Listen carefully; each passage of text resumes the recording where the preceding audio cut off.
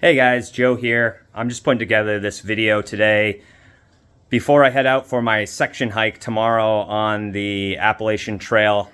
I'm going to be section hiking the trail from the Racebrook Connecting Trail just south of Mount Everett, Massachusetts, all the way up to Mount Katahdin. I'm anticipating my hike taking me around 60 days. Mother Nature is the boss though, so it's really gonna depend on the weather in the White Mountains and in the 100 Mile in particular.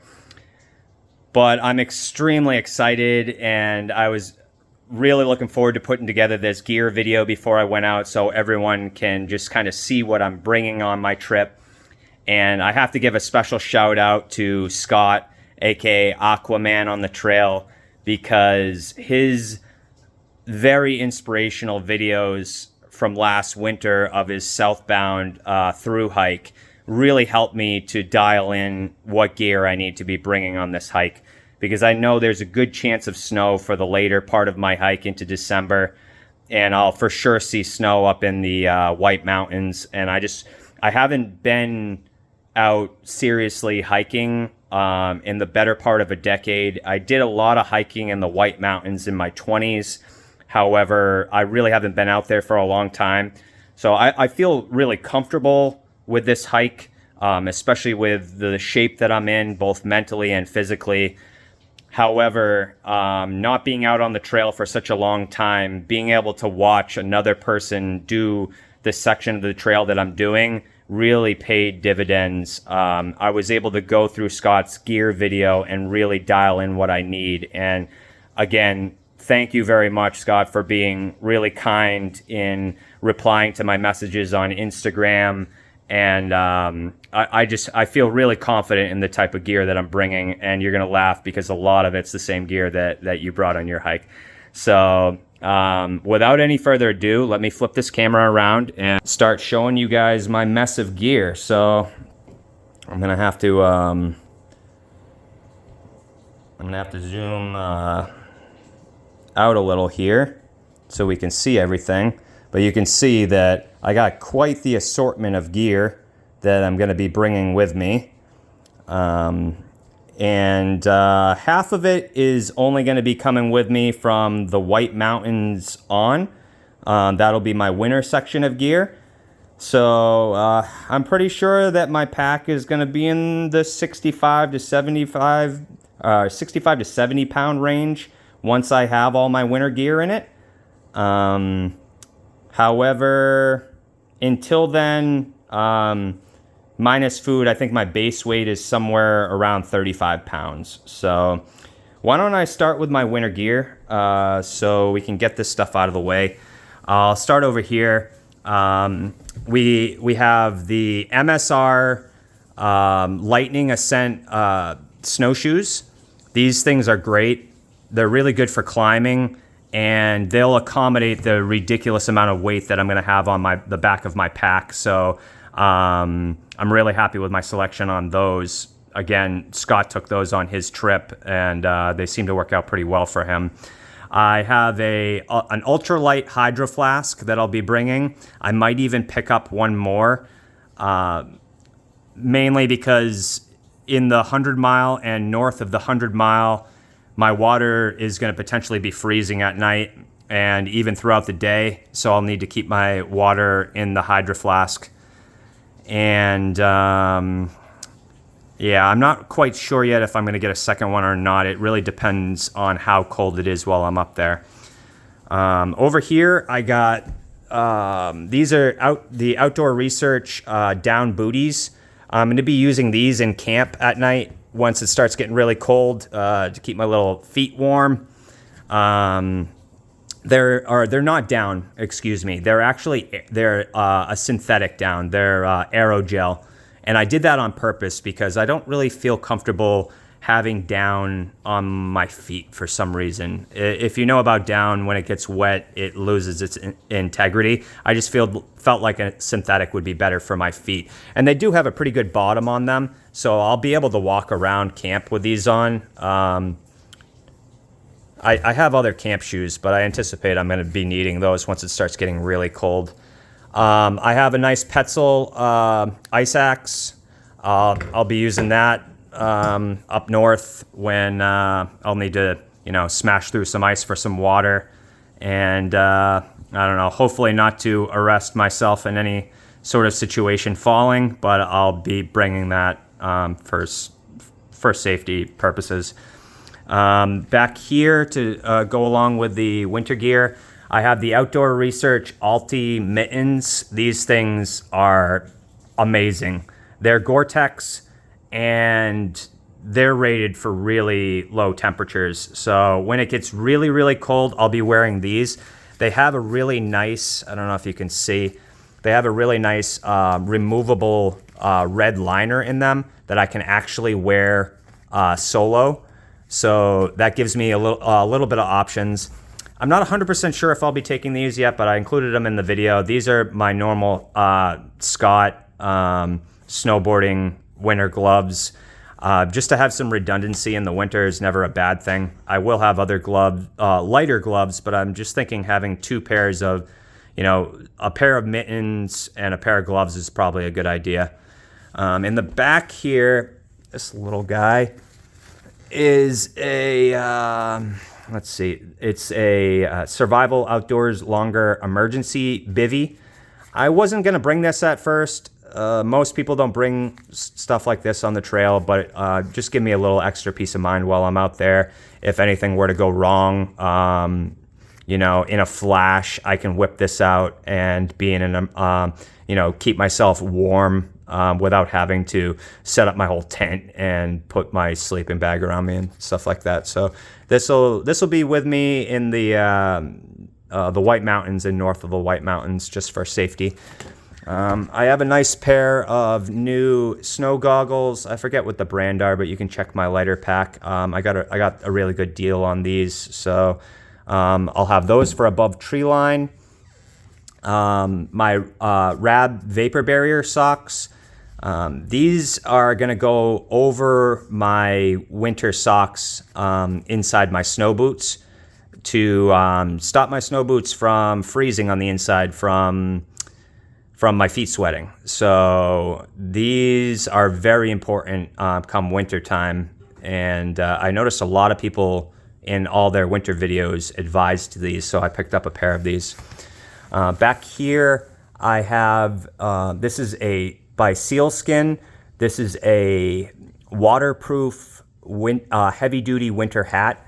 It actually, I don't know if you can hear it, but it has like a liner between the fabric on the inside. So it got fleece on the inside, normal, like hat-like fabric on the outside, but it's breathable and it has like a waterproof membrane in it. So this is gonna be great to keep my head dry while I'm out there.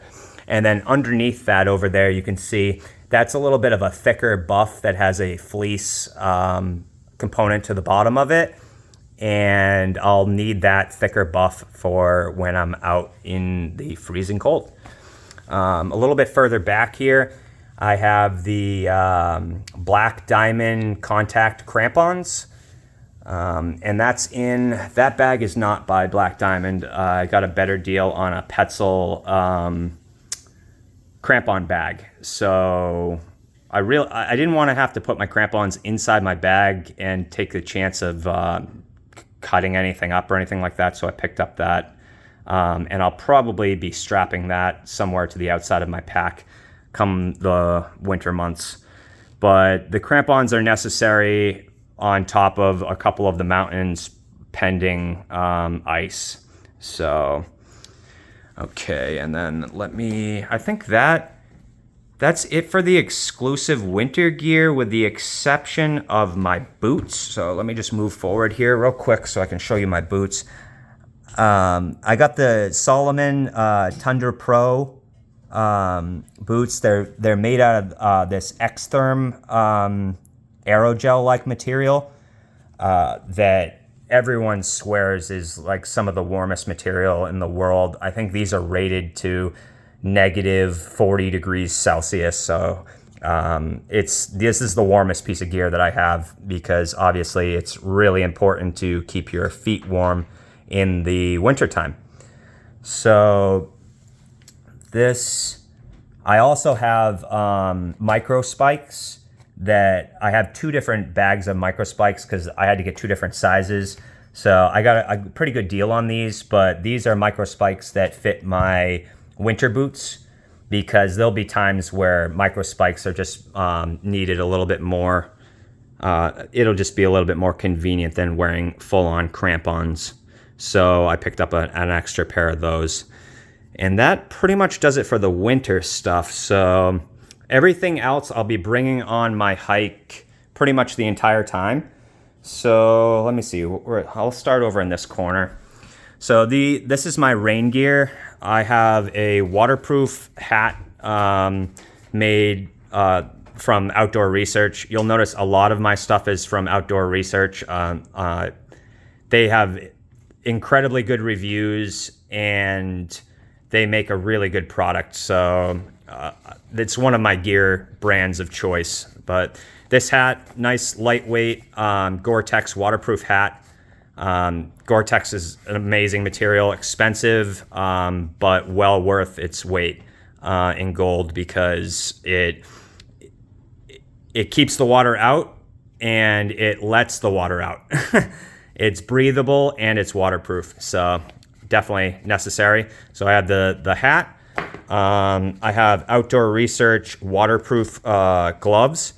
These are warmer than I anticipated them being. I thought they were going to be nice lightweight gloves, but they're a little bit thicker than I thought. So they actually are pretty warm and they are fully waterproof. They have the same sort of Gore-Tex membrane as everything else that I'm going to show you. I have here, these are the Outdoor Research crocodile gaiters. That'll help keep snow off of my legs most of the day. And it might come in handy if it's really muddy or brushy. But these are the most heavy-duty gaiters you can buy, and they'll fit well with both my boots and my trail runners. So, and then behind that, I have the Outdoor Research 4A2 rain jacket / outer shell. This is a Gore-Tex outer shell. This is my main jacket that I'll be bringing with me. And I have the matching set of Outdoor Research 4A rain pants here. So that's my rain system, all by Outdoor Research. It's all Gore-Tex. It weighs a little bit more than the Frog Togs that everyone suggests bringing out there. But it's gonna pay off in the wintertime. So I decided to go with a little bit heavier duty rain gear. I have a feeling I'll be putting it to the test while I'm out there. All right, so moving over, we have my different types of socks that I ended up bringing. So I have by Ingi, these are toe socks that help to stop blisters on your feet. So very important. If you're hiking 600 miles, if you notice you're getting blisters on your feet, try putting a really thin pair of toe socks underneath your normal socks. I've read about it. I'm going to give it a try. We'll see how it goes. So other than that, I have I went with Darn Tough with most of my socks. So I have a lightweight pair of Darn Tough socks, a midweight pair of Darn Tough socks, and then a heavyweight boot cut pair that I'll be bringing in the winter. But that's pretty much it that I'll be taking there. Just gives me options, whether it's warm or a cooler day. I can kind of mix and match these socks to make it work for me. Moving over here, I have, these are by Virgin Outdoor. Thanks, Scott, for pointing out that company to me. They're an amazing company from up north that works with their community, and they source a lot of local materials. And these are actually made out of tencel, which is a incredibly soft and warm and odor resistant material, very similar to like a merino wool, but it's just so incredibly soft. I highly recommend you guys checking out Virgin Outdoors. They make some great products. It's a little bit pricey, but it's well worth it. And like I said, the money goes back into the community, which is amazing. So this is a Virgin Outdoor flume layer that's a zip up. And then I also have a Virgin Outdoor crew neck flume-like shirt. I'm going to be mix and matching these based on how warm I need to be for the day and whether or not one is wet or has been used the day before. And then underneath these two, I have the Outdoor Research Feroci pants. These are really nice. They're made out of this material. They're not waterproof, but they're made out of material that's really stretchy. So they're good for hiking, especially when you're doing a lot of bouldering and stuff like that. They came highly recommended. So that's what these are.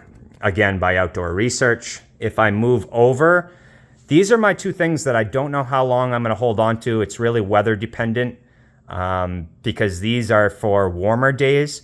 But this is my Outdoor Research sun hoodie. And then underneath it, I have a pair of Smart Wool merino liner shorts. So these shorts, they're just standard 8-inch shorts, but they have a nice merino liner inside of them. And then this is a hooded sun hoodie that I can use on the days that are really warm. It's nice and light, and it's made out of, this is one of the only synthetic things that I brought with me that's not merino wool, but it's the highest rated sun hoodie on the market, and it's made out of like a really nice lightweight, I believe it's polyester.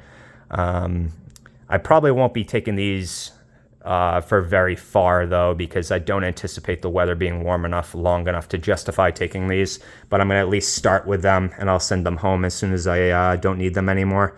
Underneath here, I have a nice light Smart Wool cap that I'll be wearing most of the days. And underneath that, I have another lightweight buff. So these will be with me all the time. And I have my layering. So I ended up getting icebreaker on a couple of my pieces. So this is all merino wool. By icebreaker, this is 150 count merino wool, and I have leggings that are 150 count that go with them. And then I also got Smart Wool leggings that are 250 count. They're warmer and they're wind resistant. So again, I can mix and match these. I can actually wear them all at the same time if necessary, but I can mix and match them. The icebreaker is a lot thinner and it's more breathable, so it's really good. I can even match my icebreaker bottoms with my shorts on these kind of in medium days at the beginning, and I'll determine really quickly what I'll need on most days based on the weather. And again, icebreaker boxers, it's all merino wool to keep you warm, and then merino wool to wick away moisture and keep odor out. That's the big benefit of merino, is keeping odor out. I think I skipped over some things over here. So back behind here, this is some more Smart Wool stuff. I have another pair of Smart Wool socks, and Smart Wool 150 top and bottom, and Smart Wool boxers. I have these separated because this is actually my sleep gear. I bought this specifically for my sleep gear, and if I find that this is too warm to start, I might switch it with the icebreaker stuff and hike in this and sleep in the icebreaker stuff, because the icebreaker stuff's a little bit thinner, but I think this is going to work out just fine. I'm definitely going to be warm to start my trip, that's for sure. But always have to have a pair of clothing that is bone dry that you can sleep in, and that's going to be my dedicated sleeping clothes. Next to that, I got my warm stuff. So this is the Outdoor Research, or no, not Outdoor Research, excuse me. This is the Mountain Hardwear Ghost Whisperer down hoodie. And then next to that, I have the Mountain Hardwear Ghost Whisperer down pants. Both 800 fill down, incredibly warm, highly rated, and ultra light.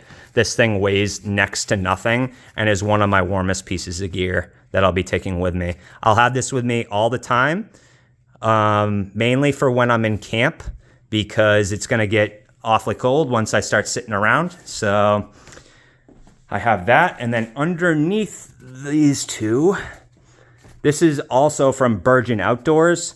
This is their Franconia layer. It's not full. I don't want to call it a fleece because that wouldn't do it justice.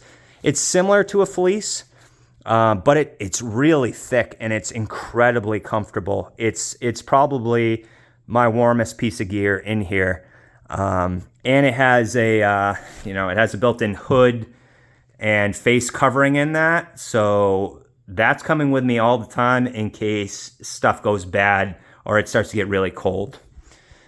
All right, where do I go from here? Let's start looking at non-clothes items. So back here I have my my backpack. I ended up going with the Osprey, I believe it's the Ether. What's it called? Yeah, the Ether Plus. So the Osprey Ether Plus, I got the 85 liter pack. I tried to go with a 70 liter pack, and the reality is that I just chose too much gear to bring with me. So I ended up having to up my pack to the 85 liter pack. And I don't know if you can see on the front, I put this is by a company called Chicken Tramper. So you can check my lighter pack for that, but that's a smart water bottle, if I can talk, holder from Chicken Tramper. And then also on my other shoulder strap, I have a phone slash zippered pouch from Chicken Tramper. Both of those work on a variety of backpacks. They're ultra light. They're made out of a good material, and it's a homegrown company that I love supporting. I highly advise you guys you check out those products if you're interested. And even though I'm not into the electronics yet, hanging from the carabiner is my Garmin InReach satellite device that I'll be using for emergency purposes and to keep in touch with my wife and family while I'm out there and don't have cell service. So moving over, I have my sleep system. So I went with the Hike and Bike Snowmass 0 degree down sleeping bag. It's 650 filled down sleeping bag. It's a little bit bulky, but I've confirmed in tests that it is extremely warm. And I added a little extra thing that I'll show you that's going to add a little bit of more warmth and comfort to that as well. Next to that, I have the Thermalite X-Therm mattress. That is one of the mattresses with the highest R value out there to help me to not transfer the cold from the ground to me while I'm sleeping. So that is very important when it comes to sleeping in the cold, is going to be what the R value is of your mattress that's under you. And the Thermarest X-Therm is one of the best that they make out there. I recently just picked this up yet. I haven't got to use it yet, but it's the Sea to Summit Thermalite Fabric Reactor Extreme. This is a sleeping bag liner that's made out of a really nice, soft, warm material. It's a liner that goes inside your sleeping bag it claims to add up to 25 degrees of warmth. I'm mainly putting it in there for comfort and hoping that it'll keep me a little bit warm in those really cold nights, but I'm not going to be relying on it. And next to that, I have this is from Thermarest as well. This is compressed right now, but this is a Thermalite compressible pillow. This is actually fully compressed. It actually it gets about double the size of this. This is overkill for most hikers, but I just couldn't imagine being out and sleeping in a tent without a legitimate pillow. So, I mean, this is actually a stuffed, nice pillow. I didn't go with a blow-up pillow or anything like that to save space. I want to be able to sleep well while I'm out there. So this is by Thermarest as well. They make them in various sizes, but they're highly compressible, and I can compress it more than that, but I just wanted you guys to be able to see it. And then next to that, I have This is, again, by Thermarest. It's their Z-Lite fold-out pad. That's going to be going underneath my sleeping mattress, mainly for added R value, and then also so that I can avoid any potential punctures of my mattress from anything that I missed that's under my tent. So that's an important piece of equipment. I'll also be using that as a sitting pad when I stop and for various other things, maybe some yoga in the morning or something like that. I have an ultralight Nalgene bottle that I found. They actually make ultralight ones that are of the same strength quality. That'll still hold boiling water perfectly fine, but it's lighter than the normal version. So if you're looking for a Nalgene, look for the ultralight version. I'll also be taking 2 smart water bottles for my water to start the hike, and I'll be filling those up periodically using my water filter. So moving in front here, I have my tent system. So this is a Big Agnes Copper Spur UVL1 tent. It's a 1-person tent, 3-season double wall tent, and I actually got the Mountain Glow version of it. And what that is, it's a couple of ounces more than the normal version, but it comes with an LED strip on the inner liner of the seams of the tent, which connects via a little control module, and you have lights inside your tent for as easy as 3 AAA batteries. So I wouldn't kill my headlamp all the time. I decided it was a good idea probably to get the tent that has that extra feature in it. Just one of those added luxuries out there. And okay, so let's start looking through some of these small things. So down here, this is my pile of bags. I bought a lot of my waterproof bags to start from Hyperlight Mountain Gear because I was going to use one of their backpacks. So I ended up getting a Hyperlight Mountain Gear pod that I'll be putting most of my cooking things in. I have a couple of other roll top dry bags from Hyperlight Mountain Gear that I'll be using. This is a Nioflume pack liner that I'm bringing with me, just in case it's incredibly rainy for multiple days in a row, where I can kind of just stuff everything inside of that. It's similar to like a trash bag, but a stronger material, but it'll help keep my stuff dry. This is a Ziploc bag by Lopsac, I believe is the name of the company, but it's an odor-proof bag that I intend on using for my food waste until I get to town and I can dump it. So all my extra food packages and stuff like that, essentially it's going to be a trash bag that I'm using. And then this is a nice ultralight titanium spork that I'll be using to eat. And this is my food bag I had custom printed. I don't know if you can see.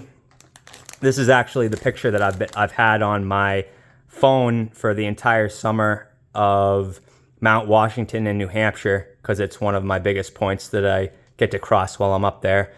And one of my favorite quotes from one of my favorite songs, and it says down at the bottom, "No place to go but everywhere." So that's my food bag. I got that packed up with my food for the first 5 days plus. It's about 8 pounds worth of food. I might pull some things out of there, add some things, I'm not sure, but it's around 8 pounds of food. Up front here, we got my little toiletry area. So I have my normal toiletry stuff. I have my extra Tylenol, mouthwash, toothpaste, toothbrush, ultralight toothbrush in there, fingernail clippers, what is that? Lip balm. That's pretty much it. More than I thought I was going to bring, but I'll at least start with this. We'll see how long I take it on. I take it for. Wilderness wipes by Cedar Summit for cleanliness. A little compressed roll of camp toilet paper. This is bug repellent lotion, insect repellent lotion that you can put on. Works pretty good, highly rated by Sawyer. So I'm going to bring some of those. Hopefully I don't have to deal with too many bugs, but you never know. In terms of that realm, I have a head bug net by Ben's, just to keep the bugs out of my face if they're really bad.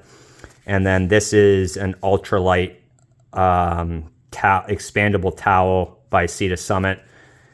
This thing actually, believe it or not, rolls out into a full-size towel and is really absorbent. So this will come in handy while I'm out there for mainly like drying my tent and stuff like that. I don't anticipate using it on myself that much.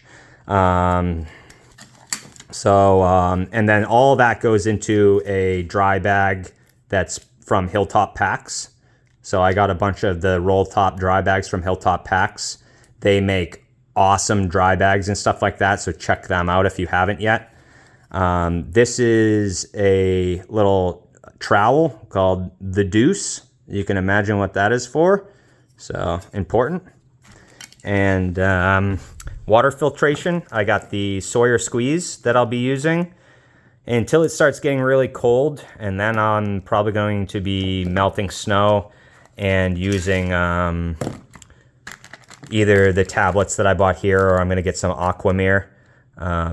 These are just some little accessories that I'm going to be bringing. I'll be putting these tops on the top of my smart water bottles, and then I have the attachments so that I can do gravity-fed water if I need to.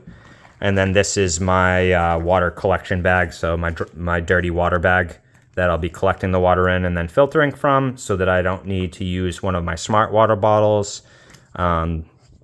This is good too, because if I really needed to do a long water carry, I could carry the dirty water with me.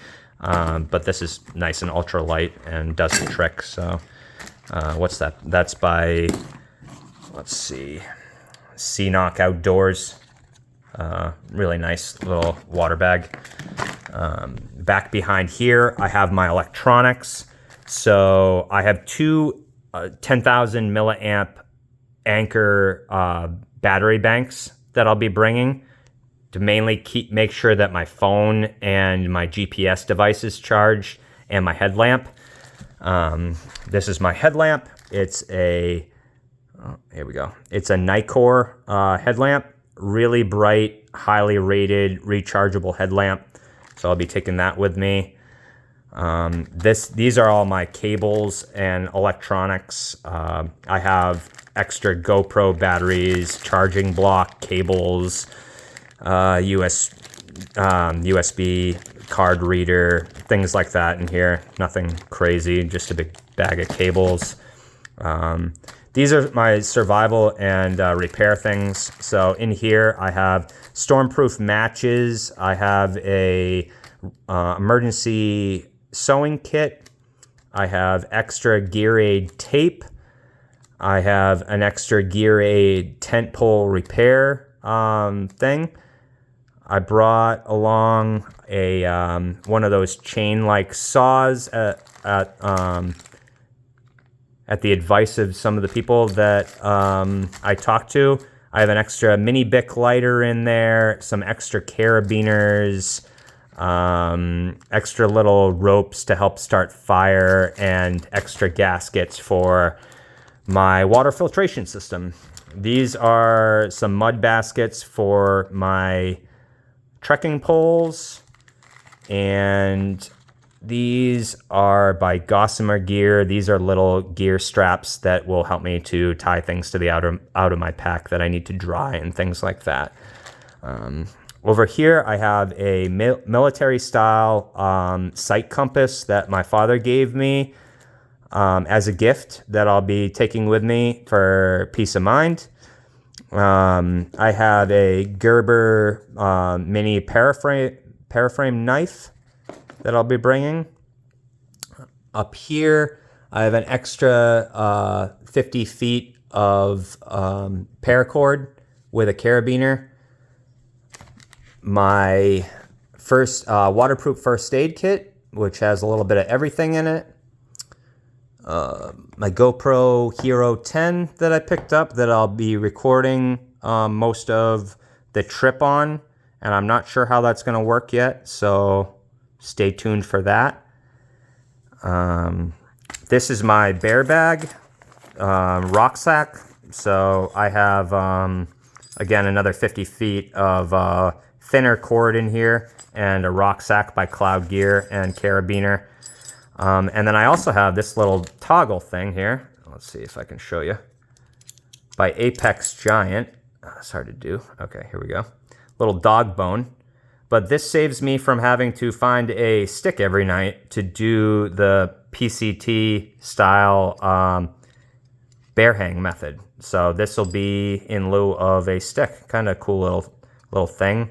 Really light, and I like supporting small companies like that. So I thought that was pretty cool. So that's my little bear setup, or bear bag setup, bear hang setup, I should say. I have a Tokes 750 milliliter titanium cooking pot that I'll be cooking in. And I have a little mini Bic lighter stuck in there that I'll be using to light my stove. I might end up going to a 900 or 1,000 milliliter once I get more north to have enough capacity to melt snow. But that's something I'll determine later. I forget who makes this, but this is a nice little outdoor mug, and the inside of it pops out, and you can use it kind of as a measuring cup. So I'll use this to, drink any hot beverages I have, possibly make my oatmeal in, things like that, and it stays nice and warm. And then next to that, I have my MSR stove. So this is the MSR Whisperlight International. I didn't get the universal version. I just got the international version. And this is an amazing stove that's really good in the cold weather, and allows me to take larger fuel carries in an easy way for later on in my trip. So this is great. I'll be running white gas most of the time, but this has the capability of running off of several different fuel types. And this is my white gas that I'm bringing. So this is just this is a nice MSR 30 ounce fuel bottle. And right now I have MSR Super Fuel white gas in there.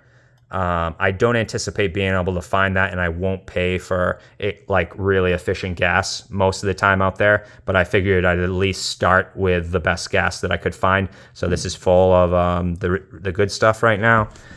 And moving over, I got this little, by Chums, I got this little ultralight wallet that I'll be using. So I'll be transferring over whatever I'm going to bring for identification and money into this, and this will be my wallet for the trip.